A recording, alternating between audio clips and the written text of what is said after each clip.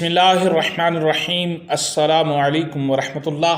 तमाम मुअज़्ज़ज़ सामाईन व नाज़रीन को इन्फॉर्मेशन पॉइंट के प्लेटफॉर्म पर खुश आमदीद। सामाईन व नाज़रीन, हमारी आज की वीडियो के अंदर हम जानेंगे शब मेराज यानी रजब की 27 तारीख़ की रात को इबादत करने और दिन को रोज़ा रखने की बहुत बड़ी फजीलत। रसूलुल्लाह सल्लल्लाहु अलैहि वसल्लम का फरमान सुनते हैं।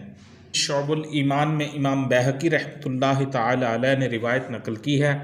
हज़रत सैयदना सलमान फ़ारसी रदियल्लाहु अन्हु फरमाते हैं कि रसूलुल्लाह सल्लल्लाहु अलैहि वसल्लम ने फरमाया, रजब के महीने में एक दिन और एक रात है।